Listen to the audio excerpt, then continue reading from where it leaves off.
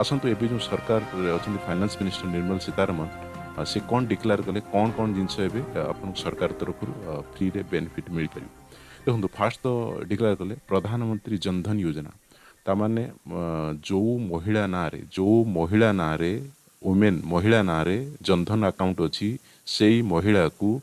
3 मास पर्यंत प्रत्येक मास ता खाता रे 500 टंका लेखा आसीज डीबीटी डायरेक्ट बेनिफिट ट्रांसफर आपको किसी करिया पड़ियोनी जो महिला ना रे भारतीय होइतिबो ता ना रे जनधन अकाउंट अच्छी 500 टंका लेखा प्रत्येक मास आपण आसिक पहुँची जीवो हैला एटा फर्स्ट डिक्लेयर हैला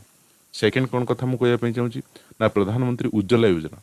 जो घरर जो बीपीएल घरर उज्ज्वला योजना द्वारा गैस सिलिंडर कलेक्शन होता जो आउ थे कहीदे हाँ जो गरीब लोक कि बीपीएल फैमिली उज्ज्वला योजना द्वारा प्रधानमंत्री गैस सिलिंडर कनेक्शन होता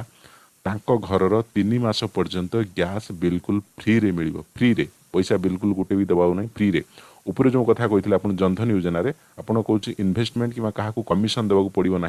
जहाँ भी 500 टंका 3 मास मिल जो सेटा फ्री रे मिल गैस 3 मास पर्यंत सेटा फ्री रे मिल आप रोषे करने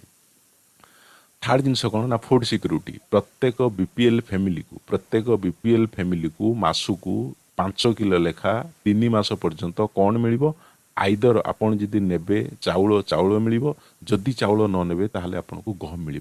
क्लीयर जिनस मुझे कहीदे यहाँ बीपीएल फैमिली मानक कहली जार बीपीएल कार्ड थो ताके मिल मासकू मास मिल 3 मास पर्यंत कारण सब कोरोना जिनस हो ओके 3 मास पर्यंत प्रत्येक मास 5 केजी लेखा चाउल किंबा गहम ओके 3 मास पर्यंत मिल तो सब गुड़ा जिनस जो रही बिलो पॉवर्टी लाइन ताने बीपीएल लोक मानक रही ओके बीपीएल कार्ड जहाँ थो मिल सेकेंड जिनस कथा देखो फास्ट टार बीपीएल कथा किसी दरकार ना जो जनधन योजना कथा कहुई जनधन योजना रे एथिरे बीपीएल दरकार जो योजना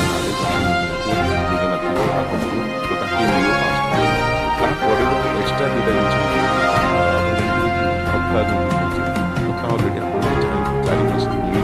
आज बहुत जगह मिल जाइए ओडिशा कथा कहूँ तो बाकी भी जो मिलनी भी एवं 4 मास जाक आपन को से भत्ता भी मिल सरकार तरफ ठीक अच्छे तो मुझे भावुँ आपको एथर किसी जिन शिक्षा मिलता कौटी मिलूँ कौन आपड़ से निज पंचायत पता करेंगे हाँ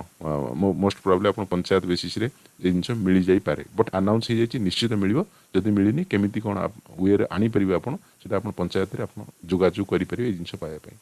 भावुँ वीडियो भल लगी जब वीडियो भल लगुच लाइक करूँ ओके कमेंट करूँ प्लस वीडियो को शेयर करूँ प्लस सब्सक्राइब रखुची नमस्कार।